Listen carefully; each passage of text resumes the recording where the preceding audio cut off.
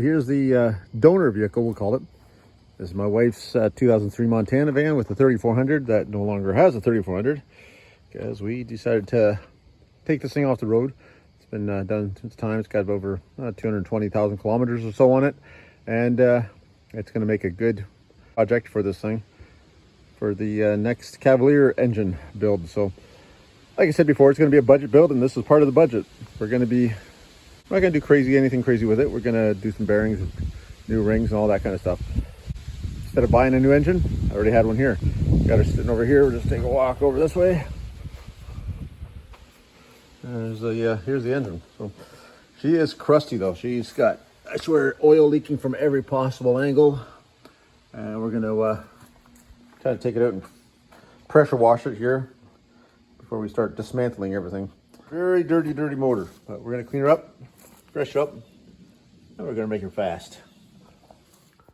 Well, as usual, I get too excited and too carried away. I start ripping these things apart, and before I start videoing it, and I think, oh crap, I should have videoed this stuff as I was going.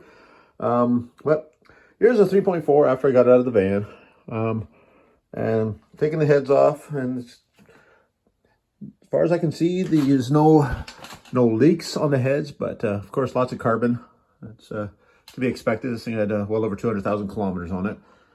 But overall, engine looks good internally. You can still see some of the cross hatching there. I don't know if you can see that on the camera. Let's see.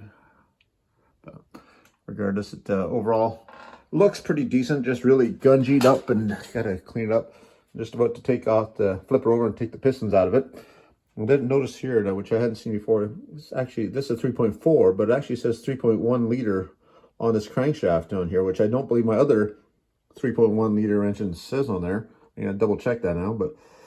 And to the best of my knowledge, these are the same part numbers for the crankshaft between the 3400 and the old 3.1s.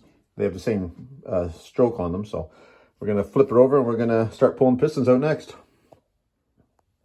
Well, I've got this block almost all stripped down, and take a look at this. That is sloppy on that timing chain. I really wish I could put that one over there. That's, I don't know if you can see it up there. See if I can zoom in on it at all. That one there was my Chloe's roller, but she, unfortunately, because this cam gear is different than the older 3.1s, I can't use it on this setup. So, but that is going to get replaced before it goes back together. Unfortunately, that's not going on like that. So we got the main caps all off. I haven't pulled this crank out yet. Let's see if I can. So there's some marks on these ones here, and some kind of staining on that one. That one's got the same kind of, some kind of marks on there.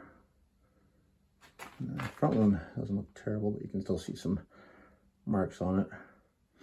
So we're gonna pull this one out. We're going to compare it to the one that is the 3.1, and we're going to see which one looks best, and we're going to go from there which one we're going to use. Well, we got the crank is out. Let's see what these bearings look like here. Not bad, but you can definitely see some wear. But again, for 200-something thousand kilometers, pretty much what you'd expect.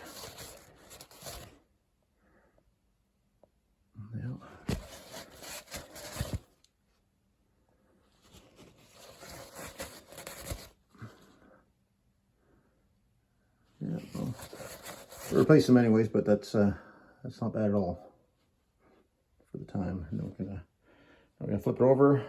Take the so got the oil pump drive in here. Pull that out. Actually, probably pull that out right here from here, but there's that. But we're gonna take the pump drive out, take the cam out, and then we're gonna start do a little bit of work to this block, clean it all up, maybe paint it for once, because I don't usually do that with my engines, because I'm usually in too much of a hurry to get them back together. But and we'll order up some parts, and away it goes. And the block is all stripped down. There's nothing left on it. Litter's out, cam is out. I'm gonna, well, it looks like you're gonna need new cam bearings. I don't know if you can see that, but they're pretty crappy looking. And it's all, gotta take the oil dipstick tube out here yet, but other than that, we are bare block. Now it's time to do some honing and some other minor machine work. So I just had something really weird happen. I was just taking this crank out. By the way, this is how you store your cranks, standing up. And it's also a good way to keep your ring gear or flywheel bolts from getting lost. But this is the automatic ring gear, so I don't think I'm going to be using that regardless. But as I was doing that, I literally just pulled this off by hand. I have never been able to do that before, but so that's it's a good thing I'm replacing that, because I don't think that's supposed to do that. But I don't know if anybody else has had that happen before, but that's the first for me where I was able to pull that off by hand. Usually you got to get a 3-jaw puller or something to get that thing off of there. Well, we got this block pretty much ripped all down, cleaned up. Cleaned up all the casting flash you can see in here. See if I can show you. These drain holes here. Kind of smoothed out some spots. Didn't really go crazy with it, but just smoothed out the drain holes for the oil so it can drain back better. Took out the front oil plugs. So these ones right here. There's one on each side, and stuck a brush down there. You can, I don't know if you can see that or not, but trying to clean out those journal weights there. Still see some junk in there, but once I get it tanked, she should hopefully clean that out. And still see metal shavings inside the cylinder bores, because I was doing some work on the bottom of it as well. Same thing for the oil drains, trying to get it all smoothed out, cleaned up. The oil, down here, is just, that's where the camshaft sits, and it's just full of shavings now, so it's all got to be cleaned out. But yeah, she's pretty much ready to be cleaned up and then sent to the machine shop to get tanked and get new cam bearings put in it. Make sure all the deck surface is straight there. It wasn't leaking when I took it apart off the minivan, so should be still good, I think. But we'll get them to check that out as well. Here's the two crankshafts. So this one here is the 3.4 crankshaft, which has got a number there. What's that say? 881. This one here says 268, and this is the one out of my 3.1.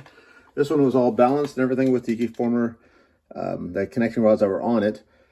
So the plan is, I think I'm going to be using this crankshaft, the 3.1 crankshaft, because they are the same stroke and everything. They look longer just because this one's sitting on the standard flywheel with the bolts in it.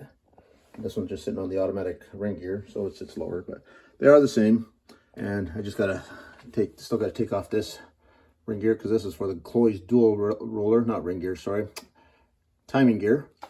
This one here is the one I was showing you before that just literally slide right off. So I've got a new one of those already, so I don't know if we'll get that one put on there yet. But other thing I found though was this over here. Bring it up over here. Is my camshaft that came out of this minivan. You can probably see that there. It's got a hell of a wear on that one lobe. The other ones I don't see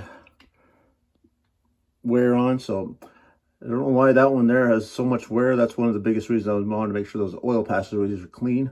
Even the roller on that rocker or that lifter still rolls nice. Because I had kept them all organized. So I'm in the process of trying to find a new camshaft for this one. I think I've got one lined up. But yeah, that's another issue. So we got sloppy timing chain that I was showing you earlier. Got a worn out lobe. But yeah, it's a piece of work. It's gonna need a little bit of love and care, but we'll get her back up and running. So you can see, once I get her all tanked, I want to try to paint this thing as well. Just get it look a little bit nicer. And knock things over. I'm not going to get into all the machine work. There's lots of other videos out there that you guys can look up that are better at it than I am, more expertise than I have on this stuff. I am just trying to do a freshen up on a stock engine here and maybe it'll hold some boost and make a little bit of horsepower, maybe, I don't know, 400 if I'm lucky, but we'll see what happens. I think that's going to wrap up this video, and so I will maybe start a new one once the engine comes back from the machine shop, so you can see how it looks, what it's done, get it painted up. But overall, the block, I don't see anything issues that's going to hold me back on the block here, other than usual wear and tear for an old engine. Other thing actually, but before I go, the other thing I was going to mention here, this is something I came across, and then I found talking to some people that have more expertise than me. This is cylinders, see if I can put the flashlight down here. Yeah, so number 5, and this is number 6. Number 5 and 6 have the coating on the sun, the black coating. And this one here too. This is number 4, doesn't have it. You can see I'm marking here, number 4, 5, 6. Numbers 1, 2, and 3 also don't have it. They look like this. They're still soaking in some solution right now. But so I did some more investigating why these ones have this coating. And from what I see, it's apparently, or from what I'm told, from some people that are smarter than me on this subject, it was in 2002 or so, they started doing this for noise issues, I guess, on pistons, on numbers 5 and 6. And then ironically, engine or cylinders 5 and 6 in the 3.5 liter got oil squirters down the road. And it was also number 5 that I blew up on my 3.1. So I don't know if there's something there. I don't know if it's a lack of oil, lack of cooling issue on that cylinders, like the 5 and 6 cylinders. But that's got me really thinking. And even when I look up the specs in the for the bore size of the piston size and everything, they're slightly different. They all say, it says 1 to 4 has got one spec, 5 and 6 have a different spec, and it's only out by, I think, 0.010 of an inch. It's not much, but that's I think to compensate for this coating right here. And you can see it's obviously worn off on this one already. And anyway, so really is kind of irrelevant at this point for these ones. But I just figured that you guys might find that interesting as well, because that was kind of confused me how these ones only had the coating on it on 5 and 6 when I took it apart. So not sure if anybody's talked about that before, but it's like I said, that's kind of what I've come across here. Thanks for watching, guys. We will get another video up when the engine comes back from the machine shop and get this thing all built up, so you can see what how that goes. Thanks for watching. We'll talk to you later. Bye-bye.